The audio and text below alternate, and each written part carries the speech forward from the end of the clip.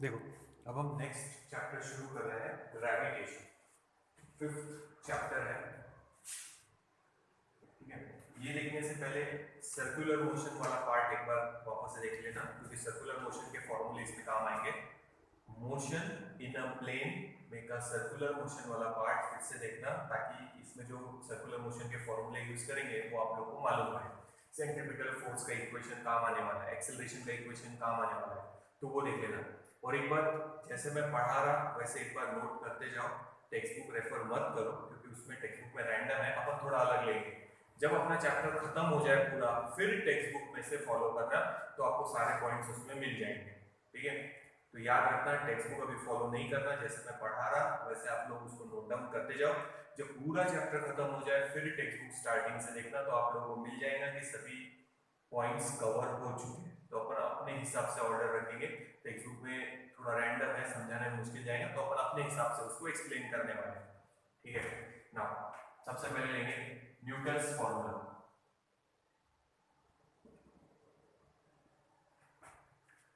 तो Newton's law of gravitation,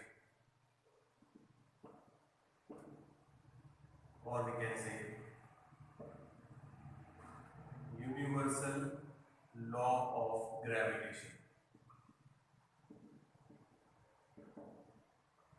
ठीक है।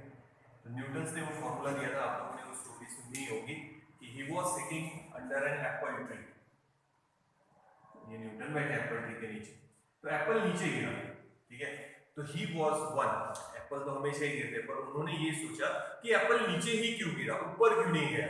तो उन्होंने एक लॉजिक लगाया कि अर्थ इस ऑब्जेक्ट को अपनी तरफ अट्रैक्ट करती है, तो that force is called gravitational force. उन्होंने उस फोर्स को नाम दिया ग्रेविटेशनल फोर्स। एप्पल नीचे ही क्यों गिरा, क्योंकि अर्थ उस एप्पल को अपनी तरफ अट्रैक्ट कर रही है, that force is called gravitational force. कोई भी एक बॉडी यूनिवर्स में है तो वो दूसरे बॉडी को अट्रैक्ट करेंगी, which force is called gravitational force. और याद रखना, this force is always attractive, attraction ही रहेगा। कभी ऐसा हुआ क्या किसी की अर्थ ने किसी को रिपेल कर दिया? नहीं। तो ये एग्जांपल बता रहा ग्रेविटेशनल फोर्स के। अर्थ का खुद का एटमॉस्फेयर है, ये है अर्थ, उसका खुद का एटमॉस्फेयर है। एटमॉस्फेयर मतलब यहाँ क्या है? एयर, जिसमें ऑक्सीजन है, हाइड्रोजन है, बाकी गैसेस है, तो अपन सांस ले सकते हैं। ग्रेविटेशनल फोर्स की वजह से वो एटमॉस्फेयर बाउंडेड है। मून पे ऐसा एटमॉस्फेयर नहीं है, मून खाली है, ऐसा एटमॉस्फेयर नहीं है मून के बाजू में। अर्थ के आजू बाजू में एटमॉस्फेयर है, मून के आजू बाजू में एटमॉस्फेयर नहीं है। क्यों नहीं है? क्योंकि वहां ग्रेविटेशनल फोर्स वीक है। वो इतना वीक है कि वहां पे वो मॉलिक्यूल्स को बाउंड करके नहीं रख सकता, ठीक है। यानी आप अगर यहाँ से कंटेनर में गैस लेके जाएंगे और उसको वहां रिलीज करेंगे तो वो भी फ्री हो जाएंगे, वहां पे बाउंडेड नहीं रहेंगे, ठीक है। तो नहीं तो अभी तक अपन मून पे रहने चले गए होते अगर वहां पे भी अर्थ जैसा क्या होता, एटमॉस्फेयर, पर वहां अर्थ जैसा एटमॉस्फेयर नहीं है। अर्थ का ग्रेविटेशनल फोर्स ज्यादा है, मून का ग्रेविटेशनल फोर्स कम है। अपन यहाँ है, चाहे यहाँ है, चाहे यहाँ पे हो और यहाँ पे है, तो अपन यहाँ है तो नीचे नहीं गिर रहे कि टपक गए नीचे। क्यों? क्योंकि ग्रेविटेशनल फोर्स ने बाउंड करके रखा है। सब एग्जांपल है ग्रेविटेशनल फोर्स के। Moon is revolving around the moon, natural satellite है अपने, और अपने पास आर्टिफिशियल सैटेलाइट भी है।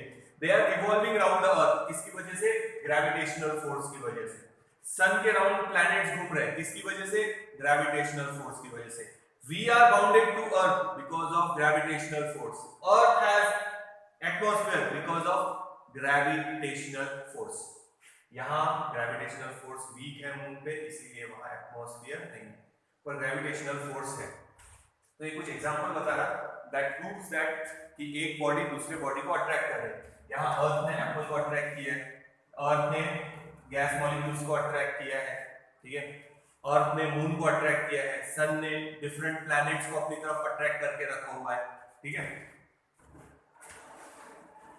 तो ये सब एग्जांपल है ग्रेविटेशनल फोर्स।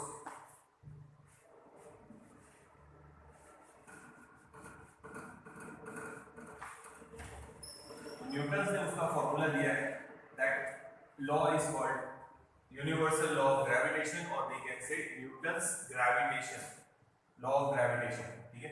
तो स्टेटमेंट लेते हैं, फिर से याद रखना, सर्कुलर मोशन देख लेना। देखो ये है sun, suppose this is earth, force है, कौन सा फोर्स? ग्रेविटेशनल फोर्स, और बॉडी कौन से मोशन में है? सर्कुलर मोशन में, काम आएगा।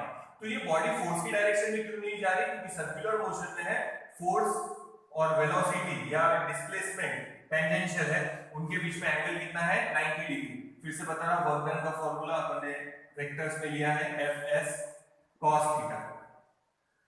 फोर्स और डिस्प्लेसमेंट के बीच में एंगल है 90 डिग्री, बॉडी टेंजेंशियल है, बताया था, टेंजेंशियल वेलोसिटी, तो वर्क डन 0। तो याद रखना इस फोर्स का काम सिर्फ इतना है, ये सेंट्रीपिटल फोर्स है जिसकी वजह से सिर्फ डायरेक्शन चेंज होगी, मैग्नीट्यूड चेंज नहीं होगा। तो ये फोर्स का वर्क डन 0 है, तो वो फोर्स अपनी तरफ पुल नहीं कर रहा उसको। नहीं तो ऐसा होता ना कि अर्थ इसमें जाके पुल ही होगी, ऐसा तभी पॉसिबल है जब सर्कुलर मोशन बंद हो जाए। जब तक सर्कुलर मोशन चल रहा तब तक अर्थ सर्कुलर मोशन में ही रहेगी। और समझो ये ग्रेविटेशनल फोर्स हट भी गया तो पहले भी बताया ये बॉडी कैसे फ्लाई होंगी? टेंजेंशियल। कैसे फ्लाई हो जाएंगी? टेंजेंशियल। तो ये याद रखना, work done by that force is 0। तो फोर्स खाली क्या चेंज कर रहा वहां पे? डायरेक्शन। इस फोर्स से क्या चेंज नहीं होगा? मैग्नीट्यूड। मैग्नीट्यूड इसका चेंज नहीं होगा, ठीक है, सिर्फ डायरेक्शन बदल रहा हो, फोर्स का कोई इफेक्ट नहीं है। कितना है वर्क डन? 0। इसलिए बॉडी सर्कुलर मोशन में। कोई भी बॉडी अगर एक बार सर्कुलर मोशन में आ गई अर्थ के राउंड, जैसे सैटेलाइट लॉन्च करते समय अगर थोड़ा सा भी सर्कुलर मोशन आ गया तो वो बॉडी गोल घूमती रहेगी, उसको एक्स्ट्रा एनर्जी की जरूरत नहीं है। किसकी वजह से घूमेंगी? Because of gravitational force. तो इसमें सर्कुलर मोशन के फॉर्मूले काम आएंगे, याद रखो। अब देखो एक और एग्जांपल बताता, हाई टाइड लो टाइड सुना होगा तुम लोग। ये है अर्थ, सी है, पूरे अर्थ पे मैक्सिमम 70-71% वाटर से कवर्ड है। तो समझो मून इधर है, तो मून का ग्रेविटेशनल पुल अर्थ पे, अर्थ का ग्रेविटेशनल पुल मून पे है, तो दोनों एक दूसरे पे फोर्स एक्सर्ट कर रहे हैं।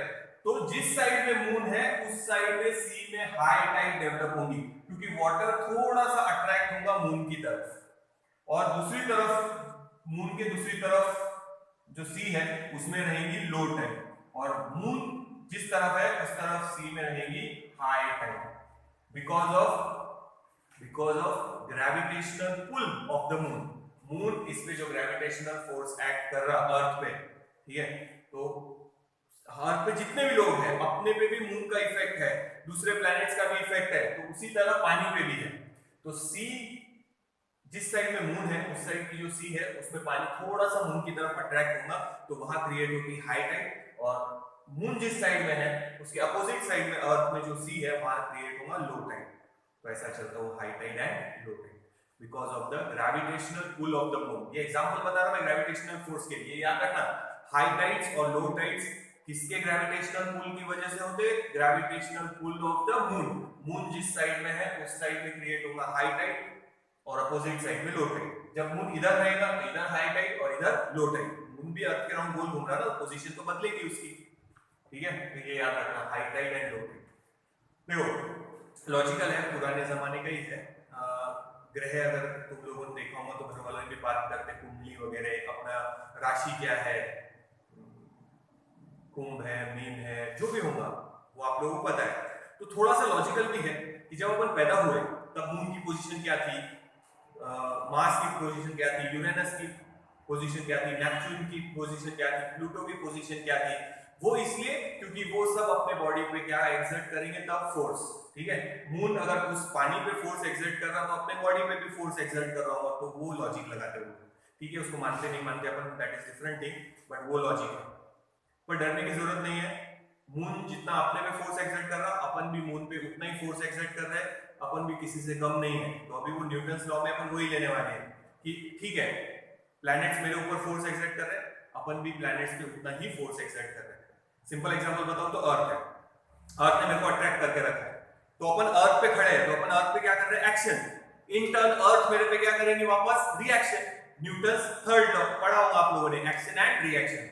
तो उसी रिएक्शन की वजह से मेरे को अपना वेट फील होगा।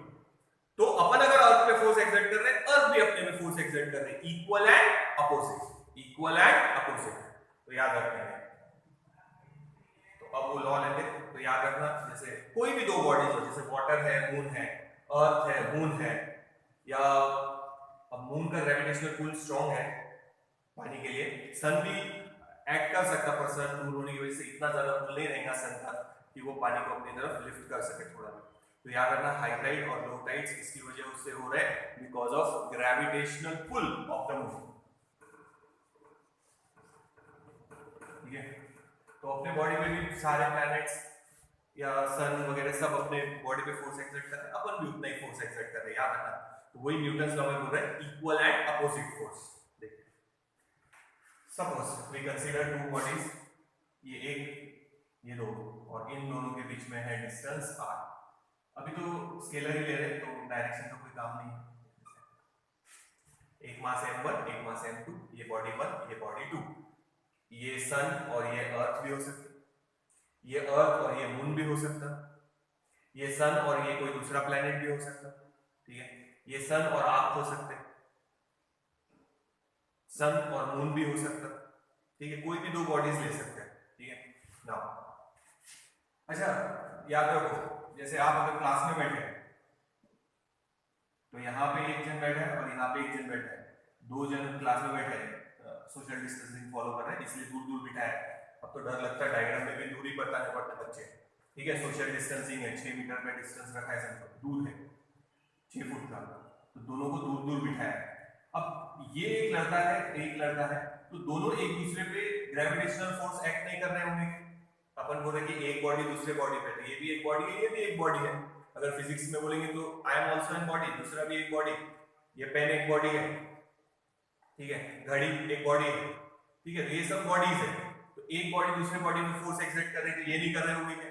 फिर ऐसा क्यों नहीं होता कि दो लोग आजू बाजू बैठे तो एकदम सरक सरक सरक सरक के एक दूसरे से चिपक गए, अट्रैक्शन है तो वो ऐसा क्यों नहीं होता? वो भी लॉ के बाद बताऊंगा। ठीक है ना, एग्जांपल ये दे देते, ये डायग्राम याद रखो। According to Newton's law of gravitation या universal law of gravitation, every body, ये first body, ये second body, every body in universe attract another body by a force. उनके बीच में force of attraction आएगा by a force which is directly proportional to the product of their masses. Directly proportional to the product of their masses. यानी जितना ज्यादा मास रहेगा उतना ज्यादा force. Simple example समझना, ये बच्चों का एग्जांपल एक बार हटा देते हैं, वापस लेंगे। तो देखो ये पेन है और इस पे फोर्स एक्सर्ट कर रही, ठीक है, अर्थ का मास तो फिक्स है, उसको चेंज नहीं कर सकते। ये पेन है, इसका मास कम है, तो ग्रेविटेशनल फोर्स भी इस पे कम, क्योंकि अभी बोला है अपन ने कि जो ग्रेविटेशनल फोर्स है it depends on product of the mass. अब इस पेन को अगर मैं आपको 2 उंगली से उठाने को बोलूं तो आप उसको आराम से उठा लेंगे। ठीक है, अब इसका मास बढ़ा देते हैं, इसकी जगह आपको 100 kg का कोई ऑब्जेक्ट दे दिया और बोला वो 2 उंगली से उठा पाएंगे क्या? नहीं, क्योंकि सेकंड ऑब्जेक्ट का मास बढ़ गया, मतलब ग्रेविटेशनल फोर्स भी बढ़ गया। जितना ज्यादा मास उतना ज्यादा ग्रेविटेशनल फोर्स। ठीक है, अगर छोटा सा ऑब्जेक्ट कोई ट्रक में लोड करना है तो 2-3 मजदूर मिलके उसको लोड कर देते हैं। हेवी मशीन्स लोड करने हैं ट्रक में तो लिफ्ट करने के लिए क्रेन्स उठाते हैं, क्योंकि वो हेवी ऑब्जेक्ट है तो ग्रेविटेशनल पुल भी ज्यादा रहेगा क्योंकि मास बदल जाएगा। ठीक है, directly proportional to the product of their masses, and second inversely proportional to square of the distance between them. ये तो अपने को सिंपल पता ही है, मैग्नेट का एग्जांपल याद रखो। अगर मैग्नेट के बाजू में आयरन का ऑब्जेक्ट रखेंगे तो अट्रैक्शन ज्यादा रहेगा, जितना आप उसको दूर लेके जाएंगे उतना ग्रेविटेशनल फोर्स कम होते जाएगा, उतना ही मैग्नेटिक फोर्स कम होते जाएगा। यानी यहाँ पे अगर रखेंगे तो हो सकता है मैग्नेट उसको अपनी तरफ अट्रैक्ट नहीं करता, यहाँ रखेंगे तो आयरन का ऑब्जेक्ट फटक से मैग्नेट को अट्रैक्ट हो जाएगा। उसी तरह ये मैग्नेट का अपन बचपन में खेलते थे, दूर है फिर धीरे धीरे थोड़ा सामने लाओ, थोड़ा सामने लाओ, थोड़ा सामने लाओ, यहाँ छोड़ दो, फिर भी अट्रैक्ट नहीं किया, यहाँ लाओ, छोड़ दो, आयरन का ऑब्जेक्ट फटक से अट्रैक्ट। तो फोर्स यहाँ पे भी था, यहाँ पे भी था, यहाँ पे भी है, पर जितना डिस्टेंस कम रहेगा फोर्स उतना ही ज्यादा। कौन सा वेरिएशन? इनवर्स। ठीक है, उसी तरह ये समझो अर्थ है, अर्थ के क्लोज है तो ग्रेविटेशनल फोर्स ज्यादा है, अर्थ से जितना आप दूर जाते रहेंगे ग्रेविटेशनल फोर्स कम होते जाएगा, इनवर्स वेरिएशन। और एक कंडीशन ऐसी आएगी कि आप ग्रेविटेशनल फोर्स से बाहर चले जाएंगे अर्थ। तो जितना आप दूर जाएंगे ग्रेविटेशनल फोर्स कम होगा, और जितना आप सामने आएंगे ग्रेविटेशनल फोर्स उतना ही बढ़ता जाएगा। तो एक तो डिपेंड करेगा इसके और इसके मास पे, और एक डिपेंड करेगा डिस्टेंस पे। तो फिर से एक बार सुनना, एवरी बॉडी, स्टेटमेंट याद रखना, statement Newton's law of gravitation या universal law of gravitation Newton's ने दिया था। Every body in universe attracts another body, every body in universe attracts another body. कोई भी दो एग्जांपल हो सकते हैं, फिर से बता रहा, sun and earth, sun and moon, earth and moon, earth and satellite, earth और या कोई भी दो एग्जांपल हो सकते हैं, कोई भी दो बॉडीज कंसीडर कर सकते हैं। Every body in universe attract another body by a force which is number 1 directly proportional to the, जो लिखा है वो पढ़ना है, product of their masses, and number 2 inversely proportional to square of the distance between them, उन दोनों के बीच में का जो डिस्टेंस है वो, and act along, the force act along the line joining the two masses, उन masses को join करने वाली सेंटर, इसका सेंटर, इसका सेंटर, इन दोनों को join करने वाली जो लाइन है, फोर्स उसी पे एक्ट होगा। ये इसको इधर अट्रैक्ट करेंगे, अट्रैक्शन, दोनों एक दूसरे को अपनी तरफ खींचेंगे। ठीक है, ध्यान देना, every body in universe attracts another body by a force which is directly proportional to the product of their masses and inversely proportional. Inverse कैसे समझ में आया ना, आप जितना दूर जाएंगे डिस्टेंस बढ़ते जा रहा, फोर्स उतना ही कम होते जाएगा, इनवर्स वेरिएशन। फिर से सुनना, every body in universe attract another body by a force which is directly proportional to the product of their masses and number 2 inversely proportional to square of the distance between them, and that force act along the line joining the centre of two masses, दो masses का जो centre है उसको join करने वाली जो line है, उसी लाइन पे वो फोर्स एक्ट। और अट्रैक्शन है पहले बोलिए, every body in universe attract another body by a force which is directly proportional to the product of their masses and inversely proportional to square of the distance between them, and act along the line joining the center of two masses। ठीक है, तो देखो proportional की sign हटाएंगे, फिर से बता रहा, ध्यान रखना, जब प्रोपोर्शनल की साइन हटा दे, f directly proportional to m1 m2 upon r square, proportional की साइन हटा के एक कांस्टेंट देते अपन, कांस्टेंट ऑफ प्रोपोर्शनैलिटी, और याद रखना उसकी वैल्यू उस इक्वेशन में काई पे भी डिपेंड नहीं करेगी। समझ में आ रहा है? It will not depend on any of the values in the equation. तो ये कांस्टेंट है, कांस्टेंट बोल रहे हैं उसको, यूनिवर्सल ग्रेविटेशनल कांस्टेंट, ये कांस्टेंट है। So G is called universal gravitational constant, its value is 6.673 भी लिख सकते हैं into 10⁻⁻11 यूनिट बनाते उसका, पहले ये देखो। तो याद रखें इसको कांस्टेंट बोल रहे हैं। यहाँ पे जी की वैल्यू जो है कैपिटल, वही मून पे रहेंगी, वही किसी और जगह रहेंगी, यूनिवर्सल कांस्टेंट है वो। ठीक है, वो इनमें से या इसमें काई पे भी डिपेंड नहीं करेगा। तो उसका फॉर्मूला बनाना देखो पहले, जी इज इक्वल टू, ये इधर मल्टीप्लाई करो, f into R square upon में आएगा m1 m2। ये फॉर्मूला अपन ने यूज करके जी के डायमेंशंस निकाले हैं। तो जी के डायमेंशन अगर नहीं भी निकाले होंगे तो आप लोगों ने निकाली है वो, फिर भी आप लोग जी के डायमेंशन फाइंड करना, यूनिट देखो, और इसकी ये वैल्यू फिक्स है, लर्न करना, जी की वैल्यू याद रखना, कांस्टेंट है, 6.673 लिख सकते हैं, पर छोड़ दो अभी फिलहाल, 6.67 into 10⁻⁻11 यूनिट देखो, इसको इधर ट्रांसफर किया, m1 m2 डिवाइड, फोर्स का यूनिट न्यूटन, डिस्टेंस का यूनिट मीटर, मगर उसका स्क्वायर, और mass into mass kg into kg square.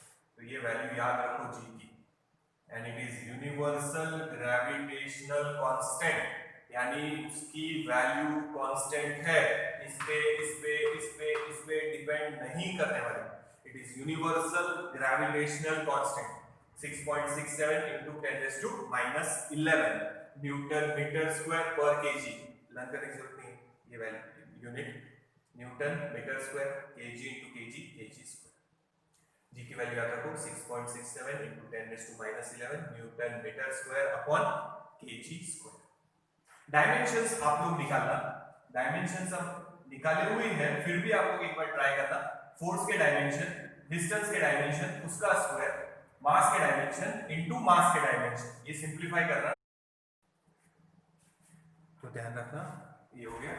ये डायमेंशंस आप लोग निकाल के देखना, मेरे को याद है हमने निकाले हैं वो, ठीक है।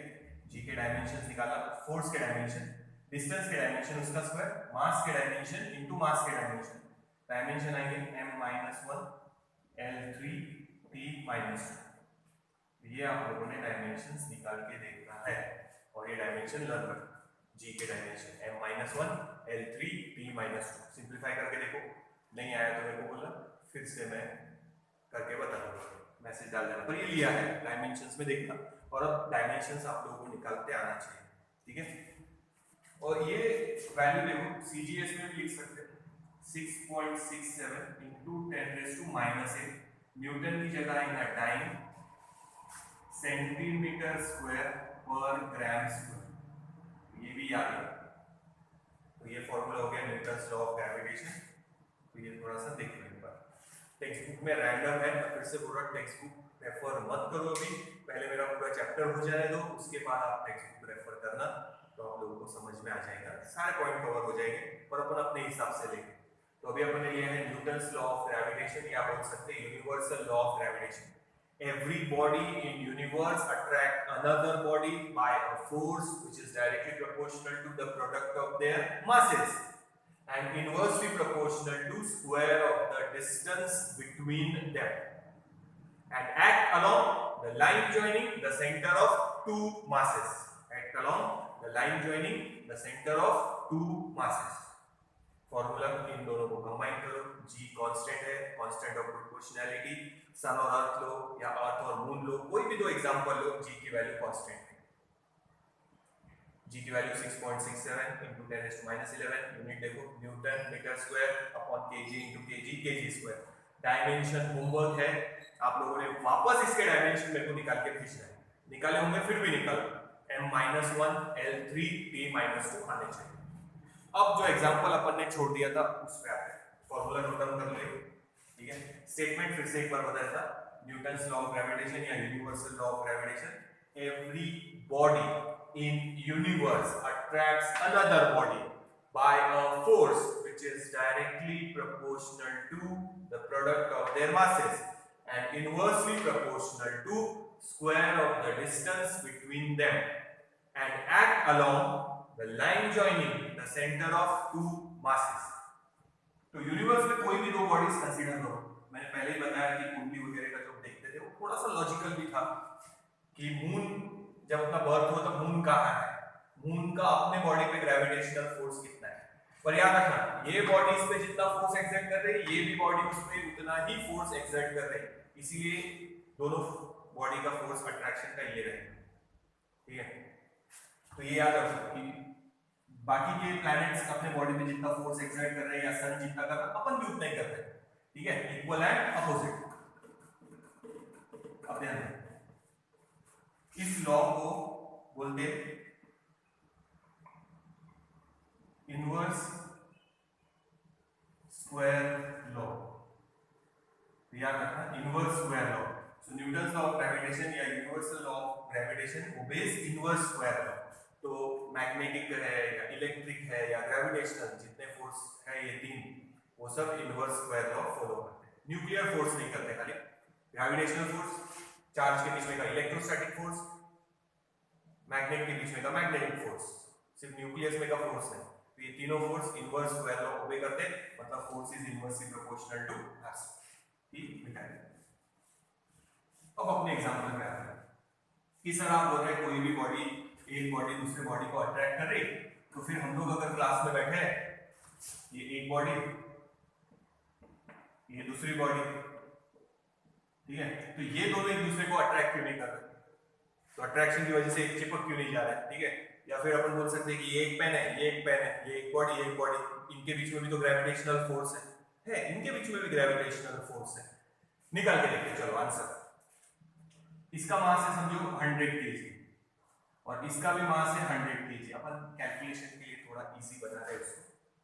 हाँ, तुम लोगों का मास 100 kg नहीं होगा, ठीक है, 50-40 जो भी होगा, पर अभी अपन ने कैलकुलेशन के लिए इजी कर लिया उसको। फॉर्मूला क्या था, F = G m1 m2 upon r², और दोनों के बीच में का डिस्टेंस ले लेते सपोज अपन, कैलकुलेशन इजी हो जाए 1 मीटर, यानी 1 मीटर का करीब कितना होगा, इतना होगा 1 मीटर, तो इतने दूर बैठे, ठीक है। G की वैल्यू डालो 6.67 इंटू 10⁻⁻11, अभी बताया था।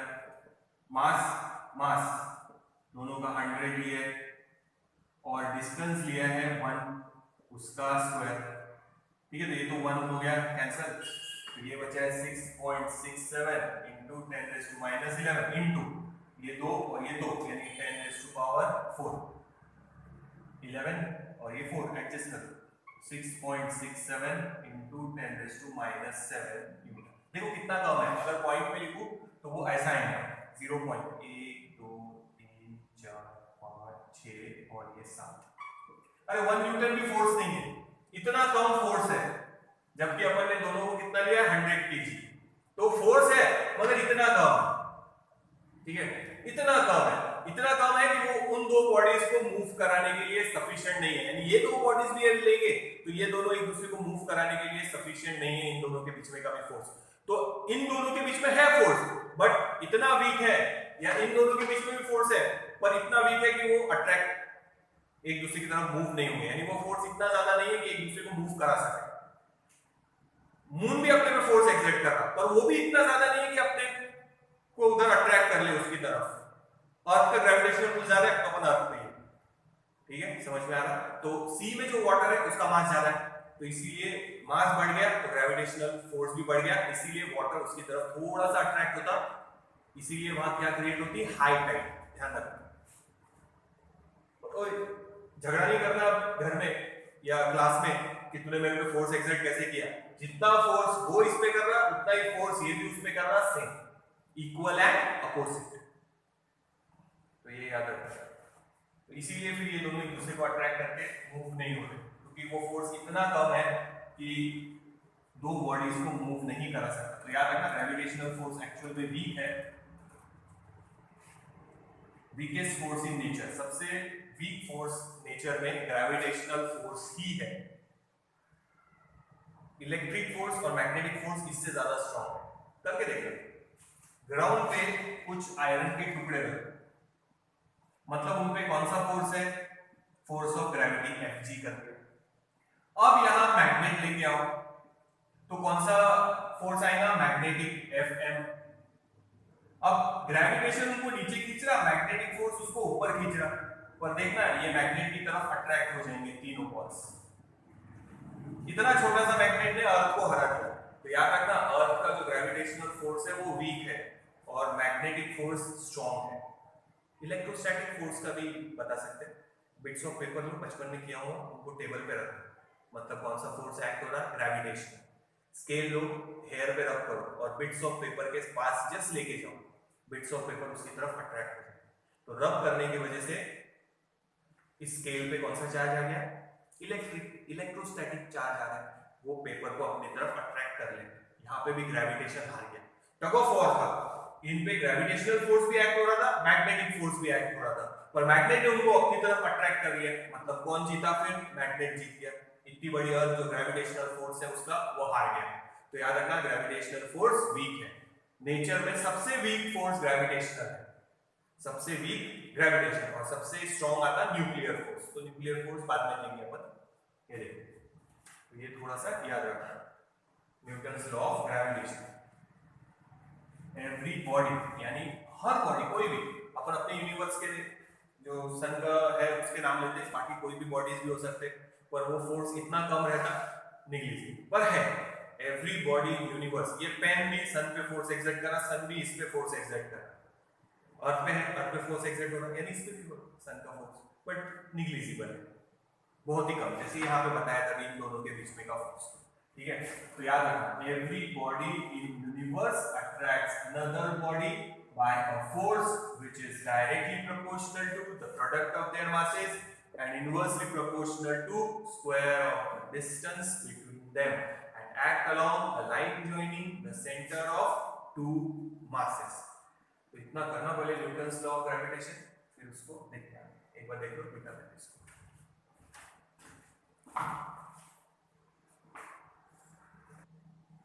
देखो, अब अपन ले रहे gravity. What is gravity? Gravitational force of the अर्थ, यानी अर्थ जो ग्रेविटेशनल फोर्स ऑब्जेक्ट पे एक्ट करेगा जो उसके सरफेस पे या सरफेस के बाजू में है, that force is called gravity. ये है समझो अर्थ, तो ग्रेविटी बोला तो अर्थ ही समझ, उसके सरफेस पे कोई ऑब्जेक्ट है या थोड़ा सा उससे दूर है, तो उस ऑब्जेक्ट पे जो फोर्स एक्ट होगा that force is called gravity.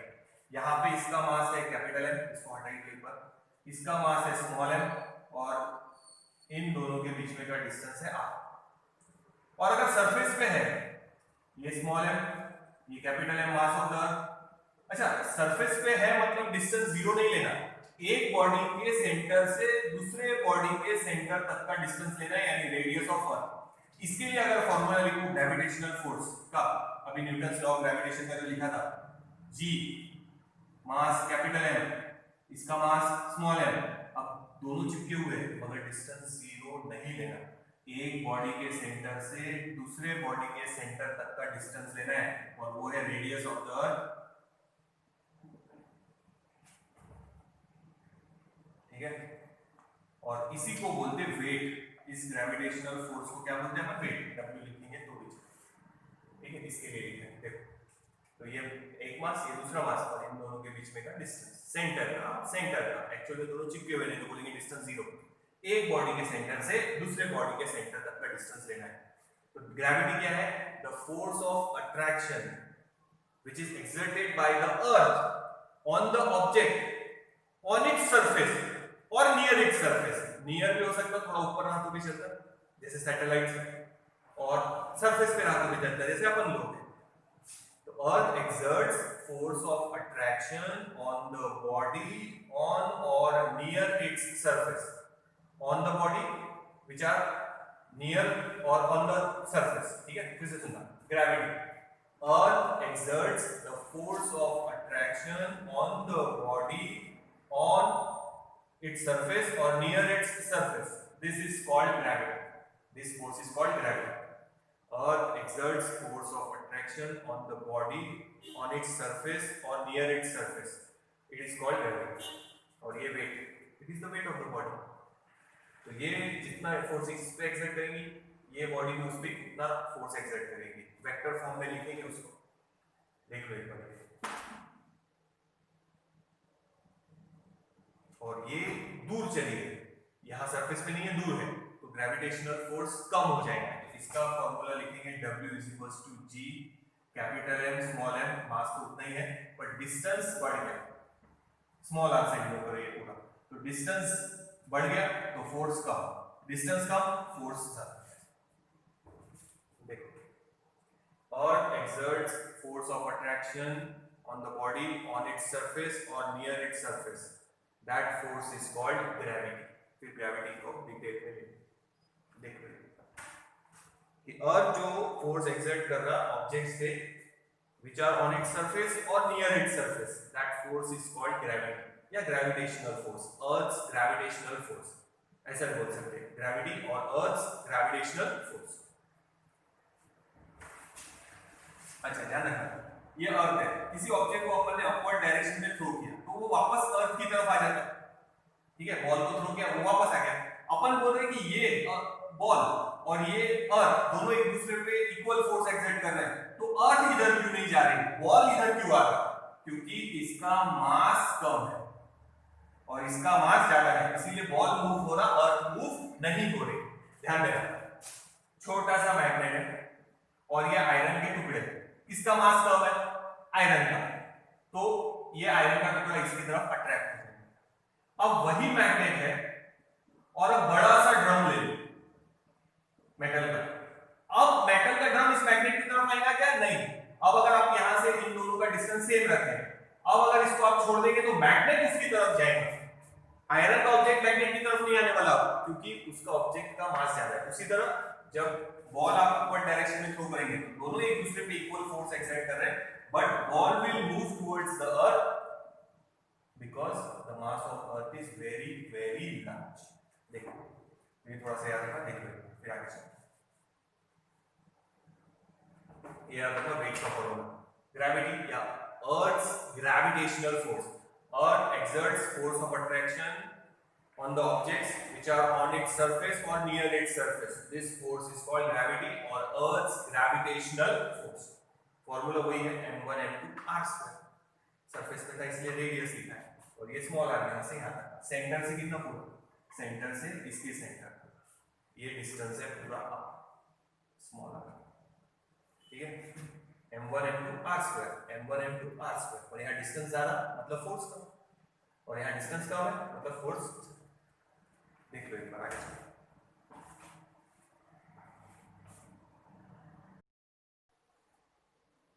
अब देखो, अब अपने को रिलेशन लेना है between small ji and capital G. Capital G अभी बताया ही है मैंने आप लोगों को, it is universal gravitational constant, universal gravitation constant. Value भी बताया था 6.67 into 10⁻⁻11 newton metre square upon KG square. और ये जो अपना स्मॉल जी है, it is acceleration due to gravity. दोनों अलग अलग चीजें हैं, इंग्लिश में ये कैपिटल जी है, ये स्मॉल जी है, दोनों सेम ही है। सिंबल है, याद रखना। स्मॉल जी क्या है, एक्सीलरेशन ड्यू टू ग्रेविटी, वो भी समझा था। और जी क्या था, यूनिवर्सल ग्रेविटेशनल कांस्टेंट।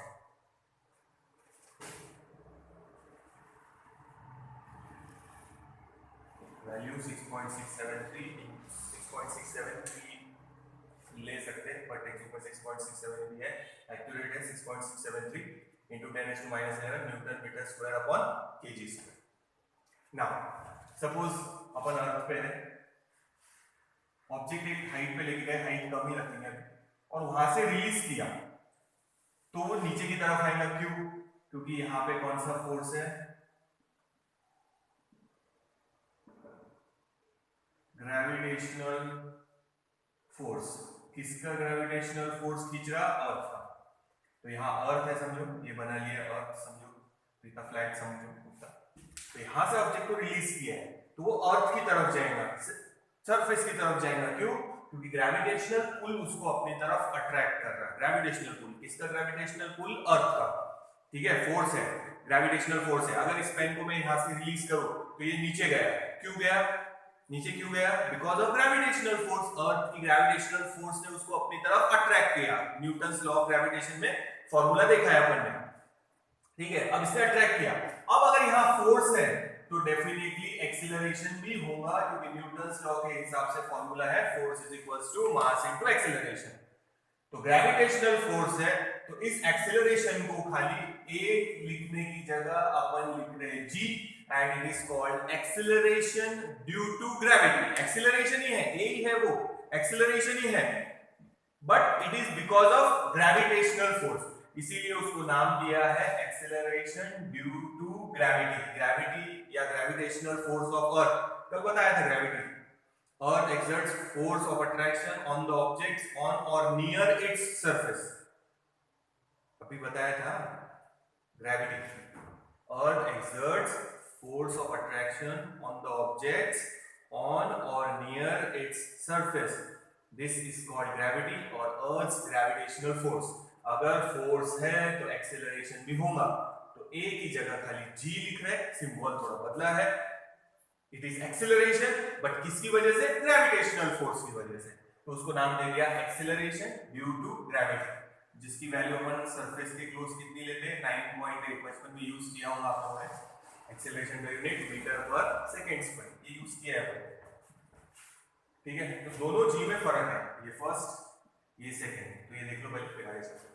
तो उन दोनों के बीच में का रिलेशन निकाल देते हैं।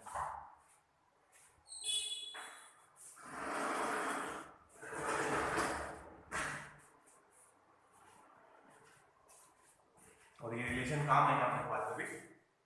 तो स्मॉल जी क्या है, एक्सेलरेशन ड्यू टू ग्रेविटी। फिर से समझना, ये ऑब्जेक्ट है ऑन और नियर इट्स सरफेस, नियर है समझो, इस पे एक्ट होगा gravitational force.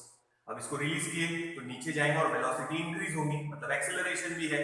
Force is equals to mass into acceleration. पर यहाँ खाली एक ही जगह जी लिख रहे हैं, सिंबल थोड़ा सा माइन्यूट चेंज किया है, और एक्सेलरेशन ही है वो, बट आगे उसको एक्सटेंड कर दिया नाम को, because of gravity. This acceleration is because of gravity, it is called acceleration due to gravity.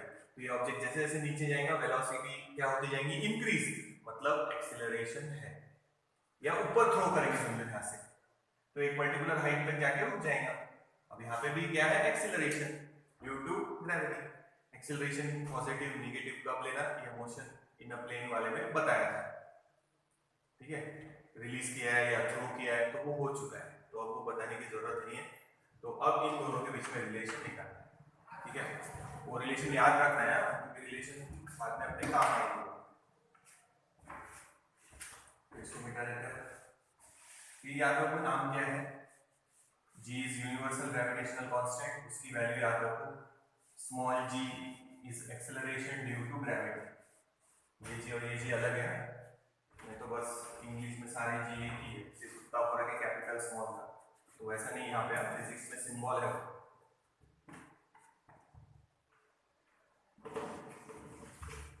तो आज जो हम ले रहे हैं वीडियो में ये सब बेसिक है, ये सब याद रखना। और सर्कुलर मोशन फिर से पूरा एक बार देख के रखो, क्योंकि वो भी काम आने वाला है।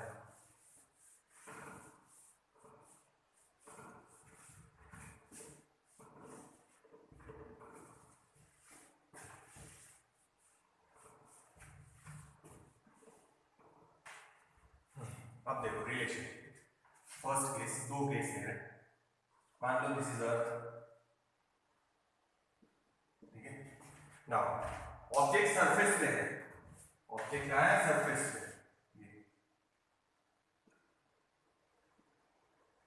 Object is on the surface of the अर्थ। तो इस सेंटर से इस सेंटर तक का डिस्टेंस लेंगे r, और कैपिटल M ये स्मॉल m। सो याद रखो capital M is the mass of earth, small m is the mass of the body, जो भी सरफेस पे है। बॉडी कोई भी हो सकती है, अपन हो सकते हैं, पेन हो सकता, व्हीकल हो सकता है, या कोई भी चीज जो अर्थ पे है, it is on the surface of the earth. r is the radius of earth।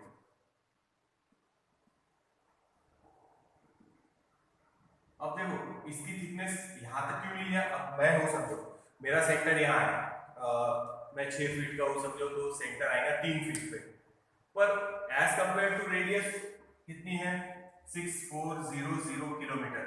तो मेरा जो हाइट है वो निग्लिजिबल है, इसीलिए एक बॉडी के सेंटर से दूसरे बॉडी तक के सेंटर का ले रहे हैं, और अर्थ पे जो ऑब्जेक्ट है उसकी size as compared to radius of the earth बहुत स्मॉल है, इसीलिए हम उन दोनों के बीच में का डिस्टेंस रेडियस ही लेंगे। और याद रखना दोनों टच में है, तो ऐसा नहीं कि डिस्टेंस 0 ले लो, नहीं, एक बॉडी के सेंटर से दूसरे बॉडी के सेंटर तक, ये हो गया मास ऑफ अर्थ, ये mass of the body, r is the radius of the earth, ठीक है। अब न्यूटन्स फॉर्मूला, या अपन बोलेंगे न्यूटन्स लॉ ऑफ ग्रेविटेशन या universal law of gravitation. Force between the two bodies, the force of attraction between the two bodies is directly proportional to the product of their masses and inversely proportional to square of the distance between them। और यहाँ लिखेंगे constant g। कल बात मतलब इसके पहले जो video में दिया है वही f is equal to g, वहां था m1 m2 upon r square, तो अभी कैपिटल M स्मॉल m से डिनोट किया इसलिए ऐसे। हाँ, और फिर एक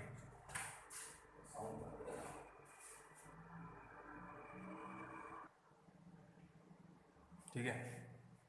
अब मैं अगर अर्थ पे खड़ा हूं तो मैं कितना फोर्स अर्थ पे एक्सर्ट करूंगा, दोनों बॉडी सेम कर रहे हैं, पर अपन अपना ले रहे हैं कि भाई अगर मैं अर्थ पे खड़ा हूं तो अपन क्या बोलेंगे, we are exerting the force on the earth equal to our own weight. जितना मेरा वेट है, वेट का फॉर्मूला क्या लिखते हैं अपन, mg, weight is a gravitational force, तो ये f की जगह लिख रहे हैं खाली mg, it is equals to g capital M small m upon r square. देखो समझ में आ रहा है? ये फोर्स है जो अपन अर्थ पे एक्सर्ट कर रहे हैं और अर्थ उतना ही फोर्स अपने रिएक्शन फोर्स, अपन अर्थ पे क्या कर रहे हैं? एक्शन। ये अपन है समझो, तो अपना वेट ग्राउंड पे क्या कर रहा है? एक्शन। इन टर्न ग्राउंड मेरे पे क्या करेगा? रिएक्शन। एक्शन एंड रिएक्शन, तो याद रखो। तो अपन जब अर्थ पे खड़े हैं तो अपन अर्थ पे कितना फोर्स एक्सर्ट कर रहे हैं? Equal to our own weight. ठीक है, मेरा मास ज्यादा है तो मेरा वेट भी ज्यादा होगा, आप लोगों का मास कम है तो आपका वेट भी कम होगा। तो वेट का फॉर्मूला कल बोला था, इस फोर्स को आप वेट लिख सकते हैं W। इसके पहले अपन ने कंसीडर किया है W। हाँ, वेट का फॉर्मूला mg। अभी देखो ये small m cancel, so final answer is G is equals to Gm upon r। तो G की वैल्यू सभी बॉडीज के लिए सेम है। इस पेन को यहां रखेंगे, समझो अर्थ के क्लोज है, तो G की वैल्यू इसके लिए कितनी लिखेंगे? 9.8 मीटर पर सेकेंड स्क्वायर। ठीक है, अब मान लो दूसरा कोई ऑब्जेक्ट ले लो, ये ले लिया, इसको यहां से रिलीज करेंगे। अपन ने जब इक्वेशन लिए थे काइनेमेटिक इक्वेशन ऑफ मोशन, उसमें ये नहीं बोला था कि G की वैल्यू मास पे डिपेंड करेंगे। अब इसको भी रिलीज करो, पेन से ज्यादा मास है, इसको यहां से रिलीज करो। इसके लिए G की वैल्यू 9.8, इसके लिए भी G की वैल्यू 9.8 ही रहेगी। क्यों? क्योंकि देखो इसमें स्मॉल m कैंसिल हो गया G के फॉर्मूले। So this is the relation between small g and capital G when the body is on the surface. अगर आप इसको अब सिंपलीफाई करेंगे, इसको G कांस्टेंट है, मास ऑफ द अर्थ भी फिक्स है और रेडियस भी अपने को पता है, तो G की वैल्यू आ जाएगी अप्रोक्सीमेटली 9.8 ऑन द सरफेस या close to the surface. Surface की क्लोज है तो 9.8 आएंगे। जितना दूर जाएंगे ग्रेविटेशनल फोर्स कम होगा तो एक्सीलरेशन भी कम होगा, ये याद रखना। बट अगर सरफेस या सरफेस के थोड़ा सा क्लोज है, जैसे अपन ने बचपन में जितने भी एग्जांपल लिए होंगे, अपन ने G की वैल्यू कभी 9.8 से अलग नहीं ली या 10 ली होगी, समझो रफ कैलकुलेशन के लिए। बट जब हाइट बहुत ज्यादा रहेगी जैसे सैटेलाइट्स, तो डेफिनेटली G की वैल्यू चेंज होगी, कम होगी। ठीक है, वो समझा था पहले, देखो। So this is the relation between small g and capital G when the body is on the surface. दूसरा लेते हैं, ये याद रखना। तो G की वैल्यू अगर आप डालेंगे यहाँ पे 6.67 in 6.67 into 10 raised to minus 11. Mass of the earth is approximately 6 into 10 raised to power 24. Radius of earth is 6400 kilometer. 6400 kilometer. It's 64 into 10 raised to 5 meter. तो वो यहाँ डालेंगे 64 into 10 raised to 5 उसका स्क्वायर। तो इसको अगर सिंप्लीफाई करेंगे तो फाइनल आंसर मिलेगा स्मॉल जी का 9.8 मीटर पर सेकंड स्क्वायर। करना नहीं, बताया है कि ऐसा करेंगे तो वो आंसर मिल जाएगा। ठीक है, तो ये पहला रिलेशन हो गया, ये रिलेशन याद रखना, अपने काम आएंगे बाद। This is the relation between small g and capital G when you are at the surface और close to the surface. 10 metre, 100 metre, 200 metre, इतनी अगर हाइट रही तो कोई फर्क नहीं पड़ता, यही फॉर्मूला लगेगा। देख लो आगे चलते फिर।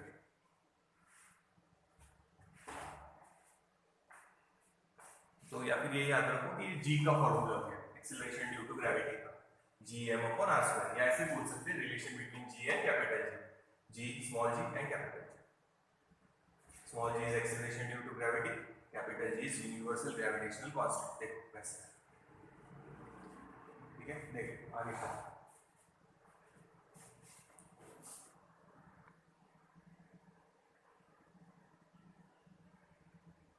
अब देखो आगे, अब मान लो अपन इस बॉडी को हाइट पे ले गए, हाइट h, और ये हाइट बहुत ज्यादा है, जैसे 1000 किलोमीटर या 2000 किलोमीटर, और रेडियस कितनी है 6400 किलोमीटर। तो अब ठीक है, बहुत ज्यादा हाइट हो गई, तो अब G की वैल्यू, अब से दूर चले गए अर्थ से कल ही बताया था, जितना आप दूर जाएंगे मैग्नेट से तो मैग्नेट का फोर्स वीक होते जाएगा, उसी तरह आप जितना अर्थ से दूर जाएंगे उसका फोर्स क्या होते जाएगा, वीक। यानी अब आप पे फोर्स एक्ट होगा ग्रेविटेशनल, बट वीक फोर्स है, ठीक है। अगर हाइट बहुत कम है 100 मीटर वगैरह तो पहले वाले ही फॉर्मूला लगाना, और अब हाइट बहुत ज्यादा है, ठीक है। अब ये मास यहाँ से यहाँ पे रख दिया, फिर से देखो न्यूटन्स लॉ ऑफ ग्रेविटेशन लगा रहे हैं, force is directly proportional to the product of their masses, mass तो उतना ही है, capital M small m, and inversely proportional to square of the distance between them, square of the distance, एक body के centre से दूसरे body के centre, capital R radius और ये हाइट h, एक बॉडी के सेंटर से दूसरे बॉडी के सेंटर तक, ये नहीं लेना, फिर से बता रहा सरफेस से नहीं, एक बॉडी के सेंटर से दूसरे बॉडी के सेंटर तक का डिस्टेंस लेना है और कांस्टेंट डालेंगे, वही कल वाला ही, मतलब सॉरी इसके पहले वाला ही फॉर्मूला है जो स्टार्टिंग में लिया था, Newton's law of gravitation, F is equals to G m1 m2 upon r²। देखिए डायग्राम देख के याद रखना।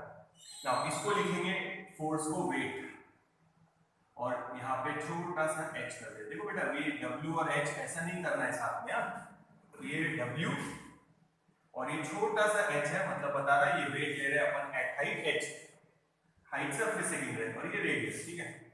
h is the height from the surface,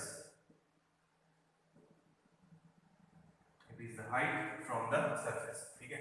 तो wh कर दिया, तो यहां लिखेंगे m, g की वैल्यू ही चेंज करना, फिर से बता रहा सरफेस पे लिया था तो यहाँ खाली r था, अब ये r प्लस h हो गया, मतलब वैल्यू इंक्रीज हो गई, मतलब ये फोर्स क्या हो गया, डिक्रीज, इनवर्स वेरिएशन है। इक्वेशन से भी वही पता चल रहा कि जितना ये वैल्यू बढ़ेगी, जितना आप अर्थ से दूर जाएंगे उतना ये फोर्स कम होते जाएगा, ये वैल्यू बढ़ रही, मतलब डिवीजन में आंसर कम ही आएगा, समझ में आ रहा।